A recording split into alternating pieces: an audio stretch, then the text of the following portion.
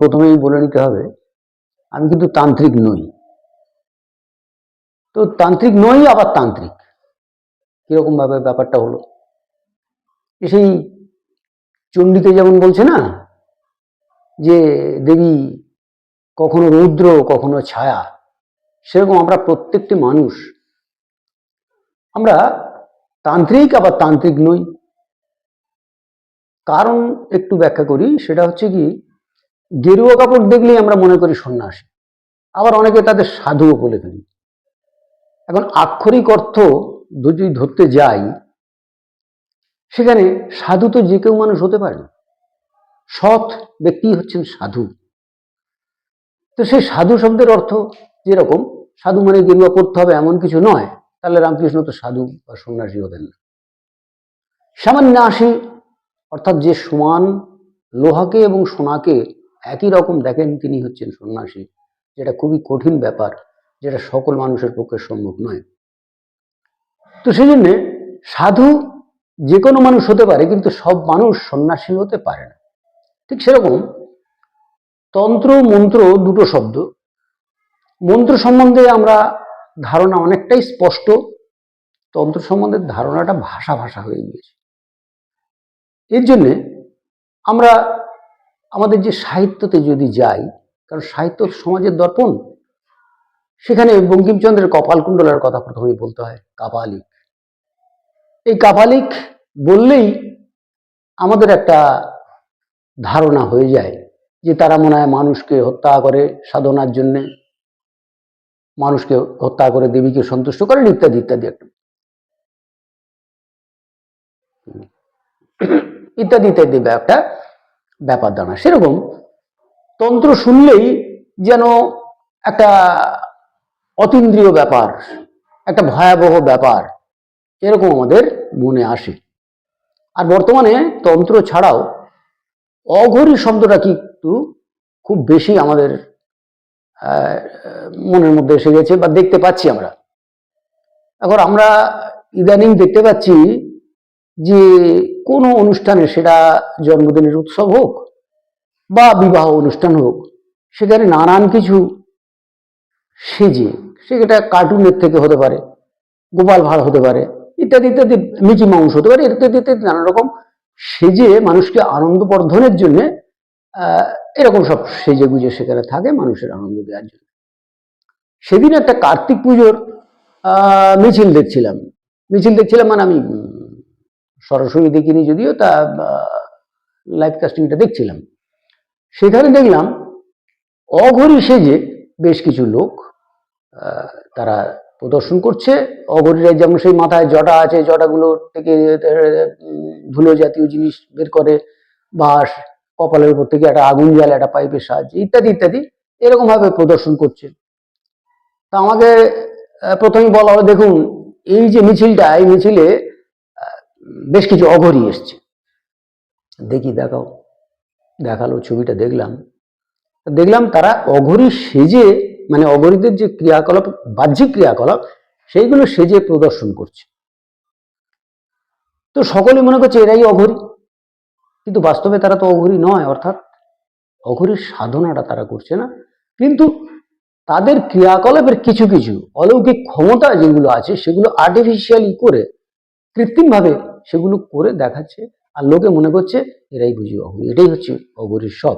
এই যে ভ্রান্ত ধারণা, ঠিক সেরকম তন্ত্রের সম্বন্ধে আমাদের একটা ভ্রান্ত ধারণা মনে আছে। তা তন্ত্র কি?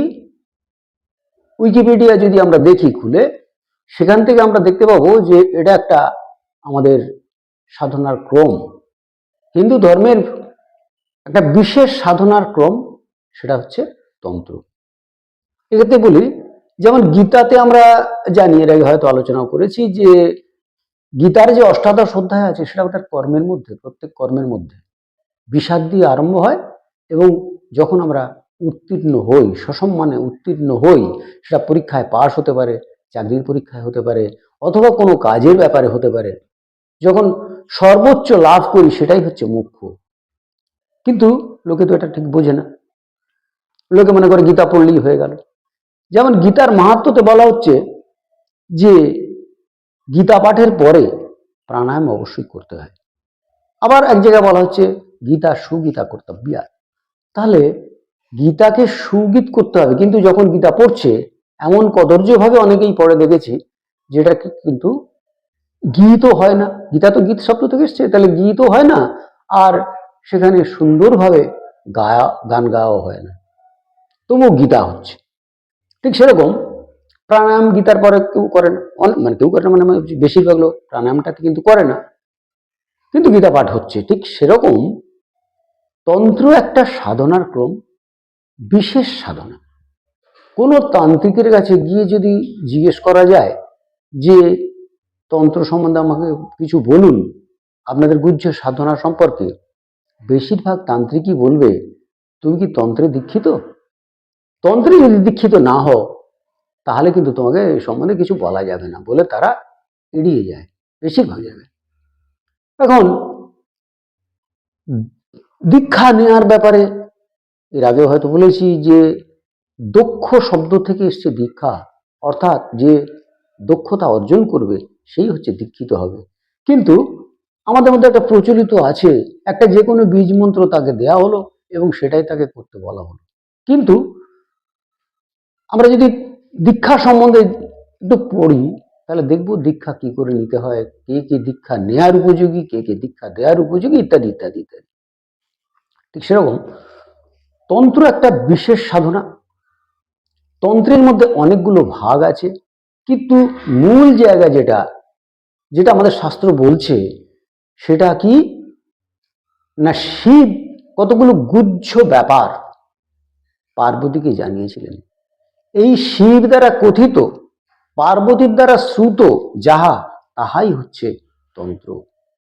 এই তন্ত্রের মধ্যে আগম এবং নির্গম দুটো আছে, এই শব্দ দুটো আছে, যাতে আগম বাগীর শব্দটা আমরা অনেকেই শুনেছি। তো আগম সম্বন্ধে যিনি বিশেষভাবে জ্ঞান লাভ করেছিলেন এবং সে জ্ঞান বিতরণ করেছিলেন সেই হচ্ছে আগম, বা তাদেরকে আগম বাগীশ বলা হয়। সেরকম নির্গমও আছে। আর তন্ত্রের মূল যে জায়গা, পাঁচটা মুখ। পাঁচটা মুখ কি কি? মৎস্য, মাংস, মদ্য, মুদ্রা এবং মৈথুন। এই পাঁচটা সাবজেক্টের উপরে পারদর্শী হলে সে হচ্ছে একটা তান্ত্রিক হবে, অর্থাৎ তন্ত্র সম্বন্ধে তার সব জানা হয়ে যাবে। এই পাঁচটা করতে গিয়ে অর্বাচীন কিছু লোক যারা এই সম্বন্ধে জানে না, অথচ তারা সমাজের চোখে যে কোনোভাবে বা কেউ কেউ জীবন ধারণের জন্য তান্ত্রিক সেজে ঘুরে বেড়ান, এবং সেখানে তারা কি করছেন, মৎস্য মানে তো মাছ, তাহলে মাছ খাচ্ছেন, মাংস খাচ্ছেন, এরকম মৎস্য মাংস খাচ্ছেন, মদ্যপান করছেন, এবং মুদ্রা, তার যারা মুদ্রা অর্থাৎ এই টাকা পয়সা অর্জন করছেন, এবং মৈথুন তো আছেই তাদের, কারণ আমরা জানি তন্ত্রের সঙ্গে ভৈরবীর একটা ব্যাপার আছে, চক্রের একটা ব্যাপার আছে। তো এই করছে যারা, তাদেরকেই আমরা তান্ত্রিক বলে সাধারণভাবে মনে করি, এবং সেজন্যে তারা আমাদের কাছে, সমাজের কাছে একটা অন্য রকমের ব্যাপার হয়ে যায়, কেউ কেউ ভয়াবহ ব্যাপার বলে মনে করে, ইত্যাদি ইত্যাদি। কিন্তু যদি মূল জায়গায় যাই, এই মৎস্যটা কি, এই মাংসটা কি, এই মৈথুন কি, এই মুদ্রা কি, এই মদ্য কি, তাহলে দেখব যে তন্ত্রের জায়গায় কিন্তু বিশেষভাবে বিশেষভাবে এগুলোকে বলা হয়েছে। তা এই পাঁচটা যে ব্যাপার, এই পাঁচটা ব্যাপার বিস্তারিতভাবে বলতে গেলে কিন্তু এক একটা সাবজেক্ট নিয়ে, মানে এক একটা ব্যাপার নিয়ে, পাঁচটার ভাগ নিয়ে আলাদা আলাদা করে বলার দরকার হয়। এই স্বল্প পরিবেশে একসঙ্গে বলা হয়তো সম্ভব না, একটু হিন্টস আমি দিয়ে যাই। সেটা হচ্ছে কি, এই যে মদ্য বলা হচ্ছে, এখানে মদ্যের দুটো ব্যাপার আছে। আবার কাল ভৈরবকে যে মদ্য দেয়া হয়, আমরা কালী পুজোর পুঁথি দেখলে দেখতে পাবো লাস্টে ভৈরবকে উৎসর্গ করা হয় যে মদ্য, সেটা কি, কাংস পাত্রে নারিকেল উদক অর্থাৎ নারকেলের জল। তবে একটা কাঁসার পাত্রে নারকেলের জল নেওয়া হবে, আর কি সেখানে আর্দ্রক রস, আদার রস সেখানে দিতে হবে, দিয়ে কিছুক্ষণ রাখলে আমাদের যেটা ফার্মেন্টেশন বলা হয়, এবং উত্তেজক একটা জিনিস তৈরি হবে, যেটা শরীরের পক্ষে ক্ষতিকর নয়, কিন্তু সেটা হচ্ছে আমাদের স্নায়বিক উত্তেজনা বৃদ্ধি করে এবং আমাদের মস্তিষ্কের অনেকগুলো আহ, জিনিস উন্নত করে, সেইটাকে কিন্তু ভৈরবকে দেয়া হয়। এখন কিছু কিছু অর্বাচীন তারা মদ্যের বোতল নিয়ে, আবার অনেকে বলছেন না না এটা তো দেশি মদ নয়, এটা বিদেশি মদ এনেছি ঠাকুরমশাই, এটা আপনি উৎসর্গ করে দিন। আর আমাদের কিছু কিছু পুরোহিত আছেন সেটাকেই আহুতির মধ্যে দিয়ে দিচ্ছেন, দিয়ে বলছেন তাহলে তো মধ্য দিয়ে আমাদের করা হলো, আহুতি দেয়া হলো।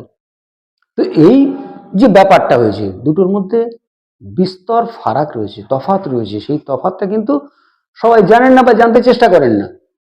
ঠিক সেরকমই হচ্ছে তন্ত্রের ব্যাপারে পাঁচটা মোয়ের বিশেষ বিশেষ পরিস্থিতি, শরীরের এবং মনের বিশেষ পরিস্থিতি সাধনার দ্বারা যেটা উৎপন্ন হয়, সেইভাবে এসে মৎস্য বা সেইভাবে এসে মাংস বা সেইভাবে এসে মদ্য, এই ইত্যাদি ইত্যাদি ব্যাপারগুলো হয়। তাহলে এটা হচ্ছে পরিপূর্ণ সাধনার জায়গা। তাহলে দুটো ব্যাপার বললাম, একটা উইকিপিডিয়া থেকে আধুনিক যেভাবে বলা হচ্ছে বংশ না মানে আহ, গুরু পরম্পরায় একটা সাধনার প্রক্রিয়া, যে সাধনার দ্বারা অতীন্দ্রিয় কিছু ক্ষমতার অধিকারী হওয়া যায়, সেটা হচ্ছে তন্ত্র। আর একটা বললাম কি, যেটা আমাদের শাস্ত্রের কিছু কিছু জায়গায় লেখা আছে, যে পার্বতীর দ্বারা শ্রুত, পার্বতী শুনেছিলেন এবং মহাদেব স্বয়ং বলেছিলেন, সেইখান থেকে যেটা উৎপন্ন হয়েছে, অর্থাৎ কিছু জ্ঞানগর্ভ কথা আলোচনা এবং তার সঙ্গে সঙ্গে সাধনা, এই মিলিয়ে যে জিনিসটা হচ্ছে সেটাই হচ্ছে তন্ত্র। সেই জন্য তন্ত্রের সম্বন্ধে ভয়াবহ কিছু নয়, তান্ত্রিক মানেই যে সকলে খারাপ তাও নয়। তন্ত্রের সাধনা করতে গেলে তারাও তো সন্ন্যাসী 100 বার হচ্ছেন, এবং তারা সমাজ থেকে পৃথকভাবে গিয়ে পৃথক সাধনা, আমাদের যে বৈদিক সাধনা আছে, বৈদিক মন্ত্রোচ্চারণ আছে, সেই বৈদিক মন্ত্রোচ্চারণ ছাড়াও পৌরাণিক কিছু মন্ত্র এবং সেই মন্ত্রগুলোর অনুধাবন করা, সেই অনুযায়ী সাধনা করা করে যে ফলপ্রাপ্তি হয়, বা যারা এইটা চেষ্টা করে যাচ্ছেন দিনের পর দিন, তারাই হচ্ছেন তান্ত্রিক, এবং সেটাই হচ্ছে মূল তন্ত্র। এবং তন্ত্রের আর একটা পার্ট হচ্ছে অঘোরতন্ত্র, অর্থাৎ অঘোরী যেটা আমরা বলি। তো এই অঘোরী সম্বন্ধে বলতে, এই কিছুদিন আগে আমি নন্দপ্রয়াগে গিয়েছিলাম, সেখানে গিয়ে তিনি দাবি করছেন তিনি অঘোরী। তো আমি বললাম আপনার সঙ্গে একটু কথাবার্তা বলবো, কথাবার্তাও বললাম, এবং তিনি যে বইটা আমাকে দেখালেন, বললেন যে এই বইটা আমি সাধনা করি। কি বইটার নাম? বইটার নাম হচ্ছে ইন্দ্রজাল। তো এই ইন্দ্রজালের সঙ্গে, ইন্দ্রজাল একটা মায়াবী জিনিস, যার সাহায্যে অনেক কিছু মায়াবী জিনিস করা যায়, সেটা কিন্তু অঘোর সাধনার মূল জায়গা নয়। অঘোর সাধনার মূল জায়গাটা কিন্তু অন্য জায়গা। তো এইরকম ভাবে কিছু কিছু লোক, তারা না জেনে অজ্ঞানত ভাবে তন্ত্রকে মনে করছে, আর কিছু কিছু লোক সত্যি সত্যি তন্ত্র সাধনা করছেন।